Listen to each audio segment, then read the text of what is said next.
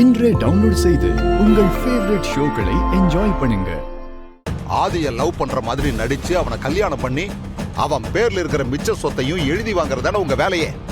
அதை மறந்துட்டீங்களா? உங்க கோவம் எனக்கு புரியுது சார். ஆனா நாங்க உண்மையா தான் இருக்கோம். நீங்க எங்களுக்கு செஞ்ச எதையுமே நாங்க மறக்கல. எங்க அண்ணனுக்கு பிசினஸ்ல லாஸ் ஆகி கஷ்டத்துல இருந்தப்போ நீங்க தான் உங்க கம்பெனில அவருக்கு மேனேஜர் வேலையை கொடுத்தீங்க.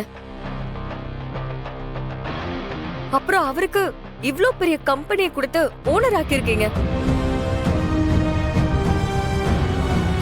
ஆதிய ஃபாரின்ல பார்க்க வச்சு என்ன லவ் பண்ற மாதிரி நடிக்க சொன்னீங்க. எல்லாம் சரியாதானே போய்கிட்டு இருந்துச்சு. கல்யாணம் படிக்கலான்னு இந்தியாவுக்கு வந்தப்போதான் எல்லாமே மாறி போச்சு மேடம். அந்த பாரதி எங்க கண்ட்ரோல்ல இருக்கட்டும்னு ஆபீஸ்ல வேலையில இருக்கிற மாதிரி பாத்துக்கிட்டோம். ஆனா அதுதான் இங்க எல்லா பிரச்சனைக்குமே காரணமா இருக்கு. ஏய், சும்மா எல்லாத்துக்கும் காரணம் சொல்லிக்கிட்டு இருக்காத.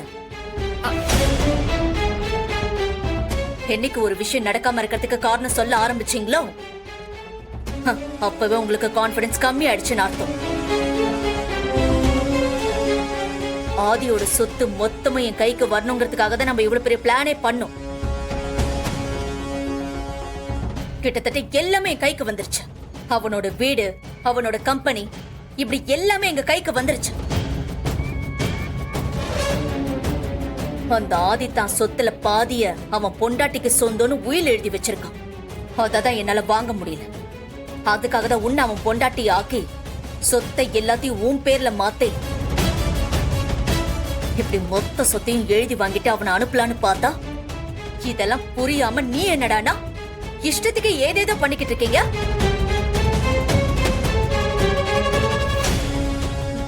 அந்த பாரதிய பெரியாளாக்கி விட்டுக்கிட்டே இருக்கீங்க. பாரதிய அந்த ஆதிய கல்யாணம் பண்ணிக்கிட்டு போக போறா பாரு. இதெல்லாம் இதுக்கு மேல எங்களை நம்ப சொல்றீங்களா?